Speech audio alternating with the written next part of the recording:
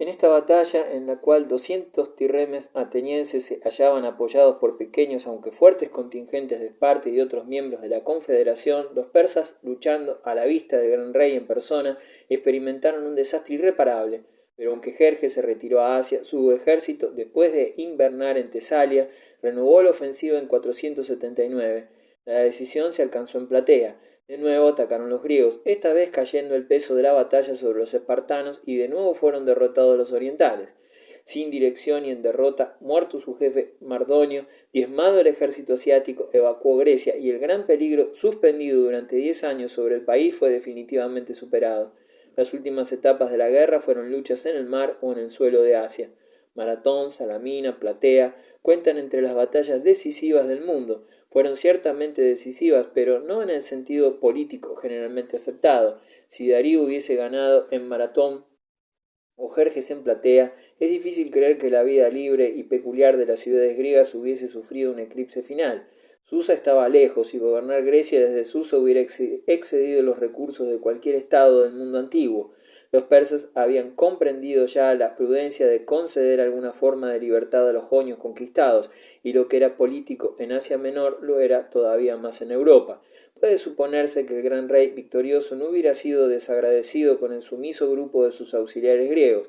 Darío había restablecido al tirano Hipias en el gobierno de Atenas, del que había sido expulsado. Jerjes hubiera descubierto príncipes tesalios o bien oligarcas beocios atentos a su menor gesto.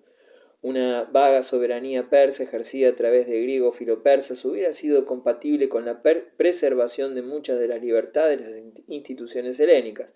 Pero el verdadero significado de las victorias griegas en la gran década se halla no tanto en el campo de la política como en el dominio del espíritu.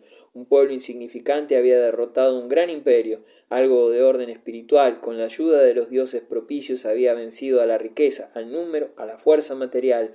La insolencia había sido reprimida, el orgullo del poder humillado. La diosa Atenea protegió a su pueblo escogido en la hora de la necesidad. La exaltación subsiguiente alimentó grandes designios y un conjunto de creaciones en literatura y en arte, tan asombrosas por la belleza, por su variedad y por su atracción humana, que de todos los elementos que han contribuido a la educación del hombre europeo, acaso ha sido el que más hizo para la liberación del pensamiento y para el refinar del gusto.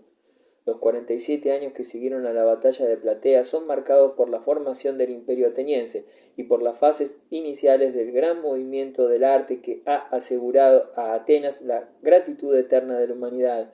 Entonces Esquilo, que luchó como hoplita en Maratón, compuso sus persas, y luego en 458 su famosa trilogía La Orestíada. Entonces en la escena ateniense se manifestó por primera vez el genio de Sófocles. A los atenienses de esa edad de oro todo debía parecerles posible después de Maratón y Salamina. Los griegos del Egeo buscaban la protección del primer poder naval de Grecia y formaron la Confederación de Delos, aceptando la dirección de Atenas y aportando contribuciones monetarias para sostener la flota. A pocos pueblos victoriosos les he dado hacer uso moderado de una fortuna brillante, y Atenas tampoco puede ser absuelta de la acusación de haber exagerado su fuerza y de haberla empleado oprimiendo a sus ciudades vasallas. Una expedición a Egipto terminó con un fracaso inevitable, y el traslado del tesoro confederado de Delos a Atenas en 454 despertó sospechas bien fundadas de que los caudales de la Confederación habrían de ser gastados en el embellecimiento de la metrópoli. Pero, aun con las limitaciones necesarias, todo ello constituye una página brillante en la historia de Grecia. Los persas fueron derrotados de nuevo en la tierra y en el mar, en el Eurimedonte, 468, y en 448 obligados a firmar la paz. La adquisición de Tasos, una isla rica en minerales, fortificó la base financiera del imperio. A los isleños que murmuraban por los tributos, a los prudentes que querían economizar, los directores de la política ateniense podían replicar que, popular o no, el imperio había cumplido por fin con su misión. Había hecho que los griegos se sintiesen en seguridad en las costas del Egeo. Además, la dirección de los negocios atenienses de 462 en adelante había caído en las manos de un visionario genial, Pericles. Era un demócrata y un imperialista y simpatizaba plenamente con las dos corrientes principales que prevalecían entonces en el pensamiento político en Atenas, pero además parece haber tenido lo que es un don más raro, un ideal fijo para su estado, no solo en el aspecto político y económico, sino también en relación con la conducta y el carácter humanos, y con el desarrollo artístico. Quería extender la influencia de Atenas y así estableció colonos atenienses desde las playas del inhospitalario Euxino a las colinas cubiertas de viñedos de la Italia meridional, y quién sabe si hasta la lejana Tartesos, pero a la vez formaba parte de su filosofía que la metrópoli ocupase una posición preeminente por el esplendor y la belleza de sus monumentos. En un instante de inspiración decidió restaurar los templos de Atenas y Eleusis, destruidos por los persas, y convertir esta restauración en un signo no sólo de la magnificencia de Atenas, sino de toda Grecia. Tenía a mano para servir su ambición un gran arquitecto y un gran escultor. La famosa imagen de Atenea fue destruida mucho tiempo pero el friso esculpido de Fidias puede ser contemplado en el Museo Británico, y todavía podemos admirar el genio de Ictino, que imaginó las exquisitas proporciones del Partenón. Capítulo cuarto. Atenas y Esparta. Apenas se había convertido Atenas, bajo la luminosa dirección de Pericles, en la capital de la civilización helénica, cuando se vio envuelta en una guerra que, aunque al principio tuvo algunos éxitos, llevó por fin a grandes desastres y a la extinción de la influencia política ateniense en el mundo mediterráneo. El imperio ateniense, producto brillante de 2 generaciones, compartió el destino de toda política que se basa en la represión de las libertades locales. Interiormente se hallaba expuesta al descontento de sus súbditos forzados, en el exterior a la enemistad de enemigos envidiosos. Para los estados más conservadores de Grecia era alarmante el espectáculo de tanto poder a disposición de una sola ciudad. Atenas mandaba en el mar. Sus barcos escoltaban las cosechas de Crimea y de Chipre, de Egipto y de Cirene, podían cerrar y abrir los Dardanelos, avanzaban en las aguas del Mediterráneo occidental. La necesidad de aprovisionarse para alimentar una población forastera en continuo crecimiento imponía una política de expansión, y los ciudadanos de Esparta y de Corinto, frente a la marina del imperio de la Atenas de Pericles, tan reciente en su origen, tan rápidamente desarrollada, tan formidable en sus posibilidades de presión y de ofensa, abrigaban recelos como los que inspiraba el Japón en Australia o en Nueva Zelanda. Cuando un ambiente de guerra ha sido creado, son relativamente indiferentes las circunstancias particulares que hacen estallar el conflicto. Se produjo una querella entre la Doria, Corinto y su poderosa colonia de Corcira. Ambos partidos apelaron a Atenas pidiendo ayuda, y Atenas creyó de su interés apoyar a Corcira contra el fuerte competidor en los mercados de Occidente. Una batalla naval tuvo lugar en Cibotea, cerca de las costas de la Grecia occidental, en la cual las naves atenienses tuvieron frente a ellas barcos de Megara. Entonces la querella tomó proporciones amenazadoras. Megara y Corinto eran miembros de la Confederación Lacedemonia, de la que Esparta era el jefe prestigioso. Ambas fueron ofendidas gravemente por Pericles. Megara vio prohibidos para ella los puertos del imperio ateniense. Corinto se sintió lesionada por un ataque a Potidea, aliada tributaria de Atenas, pero también colonia corintia que se había negado a acceder a la demanda de Pericles para que fueran destituidos sus magistrados corintios o se derribaran sus murallas. La obstinación con que Pericles insistió en estas graves exigencias contrastaba tan notablemente con una tradición pacífica de 15 años que se inventaron extrañas teorías para explicarlas, como que Aspasia había intervenido en el decreto megárico o que el gran estadista se precipitaba en la guerra para distraer las fuerzas de un ataque personal. Es más probable que su paciencia se agotase y que, estimando inevitable la guerra, escogiese su propia ocasión para precipitar la crisis. Sería difícil imaginar un contraste más agudo que el que distinguía a los 2 estados directores de la Hélade, que estaban a punto de entrar en una guerra de 27 años. La característica de Esparta era una cautela intencionada, la de Atenas una audacia vivaz y emprendedora. El espartano amaba su hogar, el ateniense buscaba aventuras lejanas y vastas en tierra extranjera.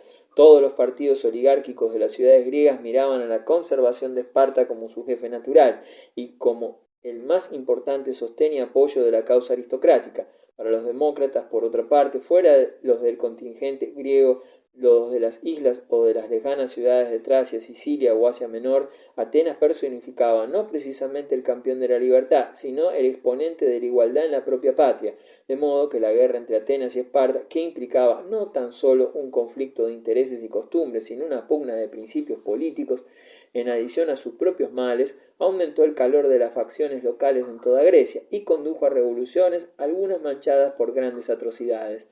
se hubiera podido esperar que una guerra entre pueblos tan opuestos en cada particularidad de su carácter y de su temperamento, en aquella época de batallas costosas, hubiera sido dura, pero corta. Esparta era un poder continental, Atenas una potencia marítima. Los atenienses no poseían un ejército capaz de dominar a los espartanos por tierra, y Esparta, en los primeros años de la guerra, no disponía de una escuadra bastante fuerte para llegar a una decisión con los atenienses por mar. En efecto, Atenas era propiamente una isla. Su tesoro, sus aprovisionamientos, sus materiales de construcción naval le llegaban de ultramar. Los impuestos de su imperio mantenían su flota democrática y hacían posible la reparación de sus fortificaciones inexpugnables. Una potencia equipada así se hallaba en una posición fortísima. El enemigo podía saquear las cosechas de Ática, pero no podía reducir a Atenas a someterse ni obligarle contra su voluntad a aceptar la batalla en tierra. Después de 10 años, la costosa guerra no se había ganado ninguna ventaja decisiva. Los atenienses habían luchado en un cierto número de acciones con éxito, a la vez por tierra y por mar, especialmente en la costa noroeste de Grecia. Habían establecido 3 bases en el Peloponeso y capturado una fuerza espartana en la isla de Facteria. Estas ventajas importantes para Atenas se compensaban con pruebas muy duras, como una invasión anual de Ática por el ejército espartano que dio lugar por la sobrepoblación de la ciudad a la gran peste del año 430, y 6 años después a la grave derrota en las llanuras de Beocia, batalla de Delio, aparejada con la pérdida de Anfípolis, una colonia rica e importante de Calcídica. Hombres de sensibilidad como Nicias, un rico propietario de esclavos conservador, habían comprendido desde muy pronto la locura de una guerra que no podía producir ninguna ventaja, pero desde la muerte de Pericles en 429 a.C., la dirección de la política ateniense había caído en manos de un nuevo tipo de políticos, rudos, más violentos, más próximos a la multitud que el prudente aristócrata y filósofo que ha dado su nombre a una época de triunfos artísticos y literarios. Para Cleón, el talabartero,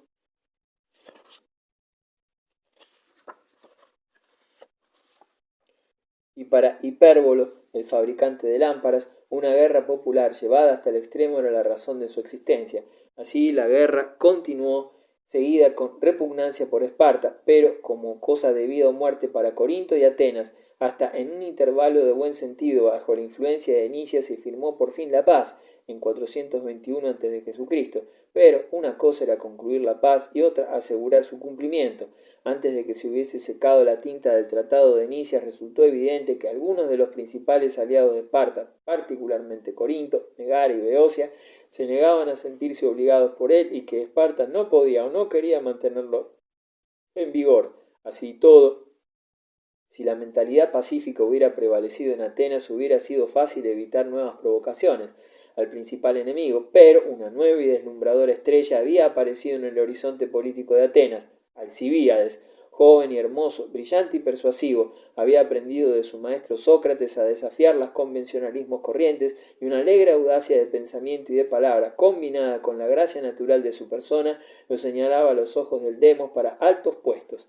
En 420, Alcibíades fue elegido general, y probablemente se debe a su espíritu inquieto que Atenas buscase nuevos aliados en el Peloponeso y que enviase un ejército a la Argólides para atacar a Epidauro, luego famosa estación de salud, pero en aquella ocasión importante únicamente como amiga de Esparta. La empresa resultó un fracaso. Los ejércitos atenienses y argivos fueron derrotados en Mantinea, y Atenas obligada a mirar fuera del Peloponeso para la próxima aventura militar. La colonia corintia de Siracusa era importante entre las ciudades griegas de Sicilia y por lo tanto despertaba el temor y la envidia de sus vecinas. Lastimar a Corinto con la conquista y la ocupación de la mayor de sus filiales fue un plan que naturalmente se le ocurrió al partido de la guerra de Atenas, que no podía esperarse de la adquisición de un objetivo tan valioso. El dominio de Siracusa podía tener por resultado el de Sicilia, y este a su vez la toma de Cartago y la supremacía marítima en el Mediterráneo occidental. En 427, movidos por la elocuencia de Georgias de Leontini, los atenienses enviaron una expedición a Siracusa, pero la acción se realizó de mala gana y no resultó ningún beneficio de ella. Distinta fue la respuesta dada 9 años más tarde a la llamada de otra ciudad de Sicilia. La ardiente imaginación de Alcibíades estaba ahora en juego, y a la voz de Segesta se dispuso a zarpar del Pireo para Occidente, la mayor escuadra que jamás se hubiese visto en aguas griegas.